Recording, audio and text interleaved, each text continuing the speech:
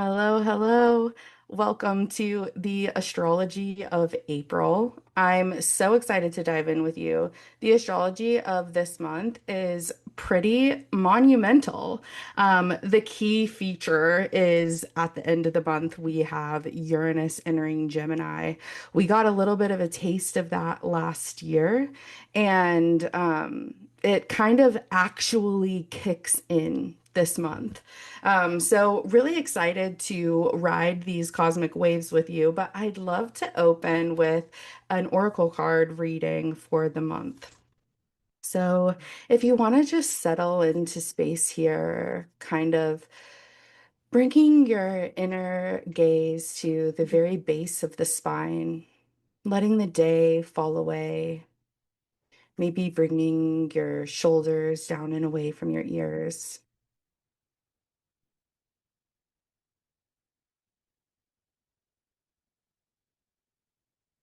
And envisioning that at the very base of the spine, there's a golden thread that tunnels down through the earth, down, down, down, until it reaches the fiery core, the heart of this planet. In here, releasing anything that you need to release, receiving anything that you need to receive, and bringing this warmth and this gift from the center of the earth up the thread, up the spine, lighting up each chakra along the way, blossoming at your crown in a golden light,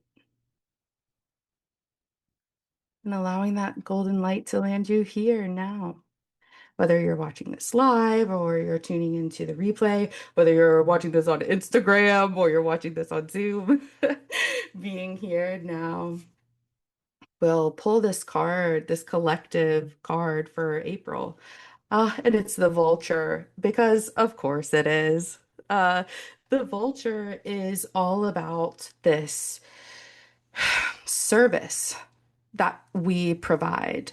The people that this is resonating with. This is about the way that you show up when other people may not. You show up to circumstances that other people may try to avoid or stay away from or wash their hands of or just generally not be held responsible or accountable for.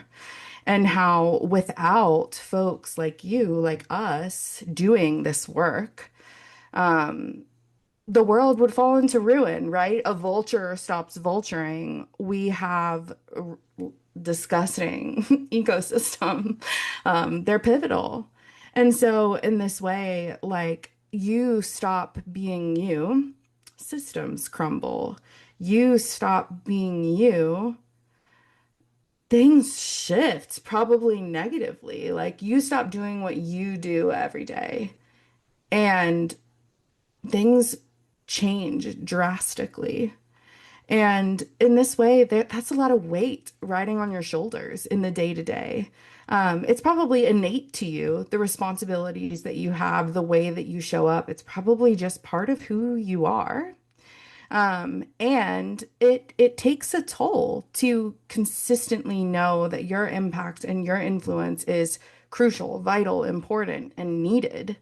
And so, in this way, deepening into self-care and presence with yourself, presence with your rituals is going to be key this month. And it's really what I was just writing about earlier, which is this idea that's kind of been like threading with me over the last decade of this heaven on earth, of this creation of what we're longing for right here, right now in this plane of existence. And in this way, it's like we can cultivate that, but we need to be resourced for it. And if we're expending all this energy tending these things without also tending ourselves, we're setting ourselves up for that living hellscape, right? We're setting ourselves up for circumstances that don't go our way, for annoyances, for trials and tribulations. And as I was saying earlier, it's not that everything about life is 100% in our control, but our beliefs and our perspectives and the way that we move through the world and the decisions that we make, the ways that we choose to tend ourselves, the ways that we choose to tend the world, these things bring us into greater harmony with the life of our dreams, even when the outer world appears to be in distinct chaos. So that's it. That's the whole call, actually. So, everybody, have a good night. Just kidding. Let's dig into the astrology of today because there's a full moon in Libra tonight at 22:11. What a time. 22:11 Eastern, so that's 10:11 Eastern time. This is a turning point. It's an in-breath before witnessing a miracle. This is an opportunity to cut ties with a living hell, to begin our journey into the realm of heaven on earth. This opportunity is to align with right relationship. Libra being this sign of connection, of relating. Aries being this sign of self. This is about figuring out that balance of me and we, enforcing your relational boundaries as needed, cutting the cord with toxic relationships when you need to. And there's also an opportunity here to bask in the Venusian glow. Libra is ruled by Venus. And Venus is in Taurus, which she also rules Taurus. So this is a very juicy, very Venusian, also very hot, very weighted, very critical lunation. Um, but you can have that holy moment with that Venusian glow, with that Venus and Taurus kingdom come. uh April 9th to May 18th, 2026, we have Mars in Aries, and this kind of so really starts to stimulate, stir the pot, where Saturn and Neptune have been kind of trudging through these early degrees of Aries, boots on the ground, that spiritual warrior mission that we've entered into since Neptune and Saturn entered Aries earlier this year. And Mars comes here, Mars's glyph. This is something that Virginia Rosenberg shared in Sky Scholar, and it's always stuck with me. It literally looks like a little agitator. It's, if you don't know, it's a circle, and then on the right hand side, it's the masculine symbol, right? The circle, and then the arrow off to the right hand side. It's agitating everything that it touches. And so in this way, it's stimulating these planets. And Mars in Aries is right at home. This is about taking aligned, inspired action, not second guessing yourself before you act. I said that like just rolled off my tongue. And it's about aligned, inspired, responsible action too, because Saturn is in the mix here, right? So it's not, you know, just leaping completely into the unknown. There's a divine plan there that you've helped construct, that you've helped architect, and you'll feel it when you're meant to take this aligned, inspired action. This is about the courage to be first, the first to say something, the first to do something, the first to change something. And in this way, the path is really revealing itself. This isn't something that we have to like figure out and calculate. This is truly like the blueprints have been laid, and now we are in this forward motion. So I believe the opportunity here is to commune with your highest self and receive those direct downloads. Heed your intuitive impulses and urges and embody the spiritual warrior. Um, then I think it's right the next day, right after Mars enters Aries, we're gathering. This one's for my paid subscribers to enter orbit. This is actually a rescheduled call from March. This is a journey into this, well, it's about the journey of the descent into the underworld and the rising, and finding where we identify on this descent and on this rise, and helping ourselves to align with the season of now, align with the planetary influences of this now moment, and really be with intuitive inquiry and use our self-development tools together.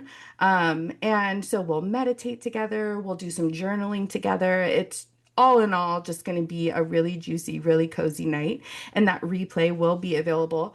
If you're not able to join us live on Friday, April 10th at 7 p.m. Eastern, never fear, I will get the replay to you.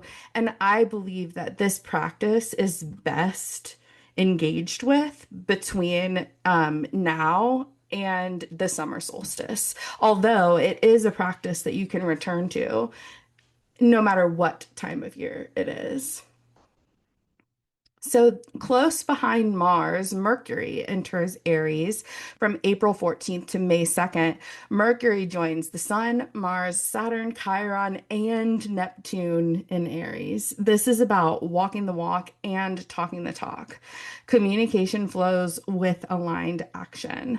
Our words and our actions are lining up. We are presencing ourselves through our actions and through our communications, through our belief systems, through the first thought that pops into our minds. Our gut reactions start to align with this new vision of what life gets to be like for us. So this time is really about like harnessing and harvesting your dream seeds and ensuring that they get planted in fertile soil, and taking the actions that need to be taken to bring this to full fruition, to bring this into the full height of summer garden. So the opportunity here is automatic journaling and scripting. This is going to be supercharged, super empowered. Use the gift of your voice, chant, sing, yip, scream, and honor the power of your word. Um, I really do recommend reading the blog post that I sent out today. It's called Activating Heaven on Earth. It talks a little bit about this life-changing experience I had up in New York at the Chapel of Sacred Mirrors, Alex and Allison Gray's gallery up there at an event that led me to really resonating with the Four Agreements, which is one of my favorite spiritual texts that my husband and I are actually rereading right now. And it kind of laces together this framework that is really the foundation of all the work that I do. And if you're resonating with the things that I'm saying, I think that you should not just read that blog post, but also read this book. Um, then we have quite a pile up. So what's going to happen um, from April 14th through the 21st with like and some change, right? A little bit on the front end and a little bit on the back end. We have a planetary pile up in Aries. We've been tracking us. Now, some of the players have changed, but we've been tracking planetary pileups since Capricorn into Aquarius, into Pisces, and now into Aries. But as they engage Aries, they're also engaging Neptune and Saturn, these two planetary giants that really define a lot of life on Earth. And so here are on the screen here are the dates for each conjunction. So I'll read them out. Mars is conjunct Neptune from April 9th through the 25th, and that peak energy is on April 13th. Mars then also conjoins Saturn April 9th through the 29th, peaking on April 19th. Then when Mercury rolls in, Mercury is conjunct Neptune from April 14th through the 21st, peaking on April 16th. And Mercury is conjunct Saturn April 14th through the 25th, peaking on April 20th. And of course, this means that Mercury must also be conjunct Mars April 14th through 27th, peaking on April 20th. So, what the F does that mean? So, respectively, Mercury, Mars, Saturn, Neptune, our communication, our action, our responsibility to our destiny, and the vision that will carry us there are all aligned in Aries. So, this is the moment, this is the time. We've been, in a dreaming phase, in a visioning phase, in a phase of spiritual restoration, in a phase of, trying to figure things out and knowing it's not quite go time. And this changes now. This is the time, right? So get clear. Let the sacred inflame enchant and inspire you. Get creative. Listen to your gut and follow through, even if it seems silly, even if it seems asinine, even if it seems unnecessary. Listen to what your body is telling you. Listen to what your highest self is telling you. This is also an opportunity to find joy and responsibility and find vitality in dreaming wide awake. Then we have the new moon in Aries on April 17th, 2026, early in the morning, or I guess kind of early in the morning, early for me, 7:51 Eastern time. The frequency here is that, well, first of all, this new moon is conjunct Chiron and co-present with all those conjoined planets in the earlier degrees of the sign. So this moon is a wide-scale rebirth into your vision for life. What are you available to? This is that real culmination point. I'm like, are we gathering that day? No, it's our off week. We're gathering on the 10th and the 17th. Or sorry, the 10th and the 24th. And the 17th is the Friday in between. I don't know. Maybe we need to do like a spell on Instagram or something. We'll figure it out. We'll at least have some blog posts. So the opportunity here is a rebirth ritual. Drop into the bloom replay from that we're going to do on the 10th together. There's an opportunity here to do a self-sweetening spell. Grab a jar, some honey, a picture of you, or something that represents you. Cast some little magic on yourself, attracting what you want to attract, sweetening every aspect of your life, or some other self-love magic. Aries is the self. This is an opportunity to pour into you. There's an opportunity to script and cast sigils into the flames. I do have a couple blog posts on sigils, so if you want a link, if you're watching the replay and you want a link, comment and I'll send it to you. So the day after, not 2 days after the new moon, the sun enters Taurus. And this means that the sun is entering Venus's domain while she's enthroned. They're not immediately conjunct because Venus will be a little further along degree-wise in the sign, but Venus will be sitting on her earthen throne as the sun warms the space. And so I'm really getting the images that came forward for me were this like slow dripping honey and this dark fertile earth. And this reminder that this planet is our kingdom come. I really am like, I'm so hung up on this idea of heaven on earth right now. It is like the biggest thematic and archetype that is alive for me right now. So if you haven't noticed, it's like imbued in everything. The opportunity here is daily grounding rituals. What we're leading up to is inherently ungrounding, is inherently, Uranus is known as a disruptor, and we don't have our sea legs, if you will, for Uranus and Gemini yet. Like we didn't even get them last year because Uranus was only in Gemini from July 7th to November 7th. So in this way, doing all the grounding work that we can on the front end of this transit is going to benefit us in the long run. So, daily grounding rituals, slow sensual spirals with the chest and abdomen, maybe bringing like one hand to the heart, one hand to the solar plexus, and rotating your spine, your through up through the chest, either clockwise or counterclockwise, whatever feels natural for you.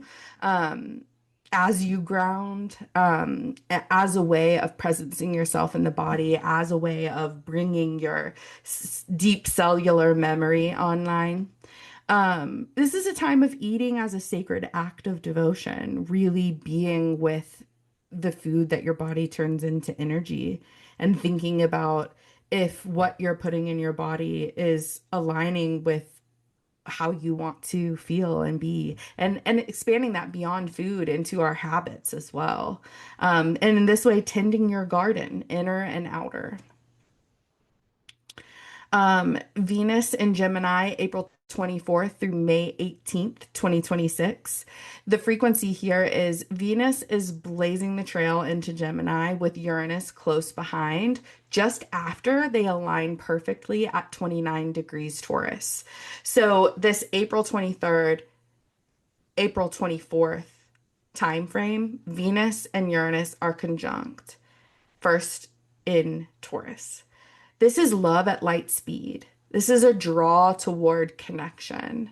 This is loving communication. This is loving connection.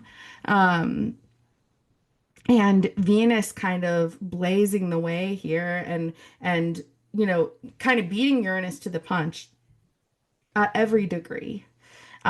Gives this opportunity for this path to be lined with blessing, for this path to be lined with love. And so there's an opportunity here to channel. And I think the biggest thing is there's an opportunity here to petition Venus for an easeful Uranus and Gemini experience, not just the transition into Uranus and Gemini, but the full blown experience, which we'll talk about the full depth of it, but it's into the 2030s. Churn the Milky Ocean. This is a reference to, reawakening Lakshmi in her mythic legends. And I think we talk about that on the Astrology of March. Maybe I can clip it and post it in a like reawaken it in a blog post because it's good stuff. And it's an opportunity to radiate your devotion. So I'll find that clip. Keep an eye out for it if you feel intrigued. And the next day, like I was saying, Uranus enters Gemini until August 3rd, 2032. This is a long transit, you guys, and we're in it for the long haul. There's no retrograding back into Taurus this time, like last year, where we're going all the way through. And then Uranus will, move out of Gemini into Cancer, and then it will retrograde back into Gemini, I believe. But these dates are the through hike. Um, Pluto in Aquarius is a 20-year long portal of rapid evolution. We've been saying this. If you have been listening to any astrologers ever, everyone knows. Uranus in Gemini is really doubling our speed here as we zip through this channel of transformative consciousness. What happens when Uranus enters Gemini is it forms immediately what's called a trine, which is a harmonious aspect to Pluto and Aquarius. And so, in this way, these planets, although in different signs, have a direct line of contact with one another, and they are on the same mission. Uranus is not going to be in Gemini for nearly as long as Pluto will be in Aquarius. But because it's happening so early in the journey for Pluto in the long run, this is foundational to the Pluto and Aquarius experience. And so, what this looks like is innovation at breakneck speed, technological advances that seem like impossible to us right now, like as we're speaking to each other. Like right here in 2026, technological advances that would break our brain, constant contact. And then there's an invitation here to consider what Uranus and Taurus, which is 2018 to now, elicited in your life based on what house it activated. So looking at your birth chart, finding where Taurus sits in your chart, is it the first house, second house, third house? Looking up those themes, what house it's situated in, what those themes are, and think about what went on for you in that realm of life since 2018 when Uranus was there. So, for example, let's say Taurus is your seventh house, and in 2018, you met someone that completely changed your life because the seventh house rules our relationships, or you separated from someone and it completely changed your life, or you married someone and it completely changed your life. What's been going on in that realm? And that might give you a clue as to how you personally like alchemize with Uranus, because we all obviously like vibrate on a different frequency. That's why we're different beings, different entities. That's why we're not in the same body. It's a different frequency. And so in this way, Uranus engages and interacts with us all in really unique ways. It depends on where Uranus sits in our chart. It depends on our belief system, how we orient to the world, whether or not we're braced, whether or not we're listening, whether or not we're flexible, right? Whether or not we're going with the flow. And so you can get a clue as to how you've already been working with Uranus, and it can give good information around like if you want to change your approach, if you have, that moment of reflection of like, what did Uranus just do to me? And what does that tell me about what Uranus might do next? And yeah, so what does this tell you about the next chapter? And this is something that we'll explore together, my paid subscribers and I, on Invoke. This is a celestial ceremony for Uranus and Gemini on Friday, April 24th at 7 p.m. Eastern. So we're meeting the day before Uranus enters Gemini. And we're going to do a good closing out of Uranus and Taurus together and a good opening to Uranus and Gemini. We'll go through what Uranus and Gemini might hold for each sign. So go through each sign of the zodiac, give a little insight on, what might be awakening in your life during this time. And what's the other part? um, Hello, attuning to the highest opportunity for this Uranus and Gemini experience. I personally have my midheaven at like 1 degree Gemini or something like that. So I'm going to get like immediately zapped in the career. So honestly, we're here for it. Um, and that really is the crescendo and the endo of the month.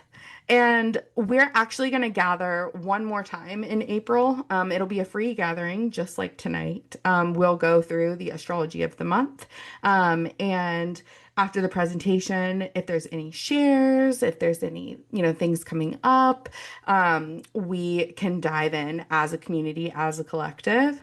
And so instead of doing these on the first of the month, the way that I had been, I'm scooting them to be on the final day of the previous month. So we'll do Astrology of May on April 30th and Astrology of June on May 31st, so on and so forth, so that I get to post the replay on the first day of the month. Um, so we have like so many gatherings in April. There's 4, including tonight. So this was the Astrology of April. We've got Bloom on April 10th, the personal transformation retreat, the Uranus and Gemini celestial ceremony on April 24th, and then on April 30th, we'll do the Astrology of May. I'm also celebrating the full moon in Libra with 44% off soul alchemy sessions. So if you've been on the fence about working with me one-on-one, if you want to know what it's like, if you have not done your year ahead astrology yet, if you are really in need of uh energy healing, if you are wanting to do some oracle cards together, soul alchemy is all of my modalities at your service. And essentially, we don't even have to fully know going into the sessions what modalities we may want to pick at. I'll always get your birth chart so that I can use it as context. But we can use them for, business mentorship, brainstorming or heartstorming around an offer that you have, looking at your astrology, looking at your year ahead. Really, the world is our oyster in soul alchemy sessions, and that's why I love them so much. They keep me so interested and engaged. And soul alchemy sessions come with what's called an integration day, where we hop on a messaging app for a few hours. You'll have access to ask me any lingering questions, update me, how are things going, pull some cards, maybe look at some charts. They are so much fun. And so you can save 44% even on the single sessions, but the real savings are in the packages. You can get 3, 6, 9, or 12 sessions, and the full package is 44% off, even on payment plans. And so that is code Libra Moon. And if you have any questions about that, feel free to email me at hello@auburnlily.com. And I think that's it. Yeah, that's it for our presentation. So I'm going to stop the recording.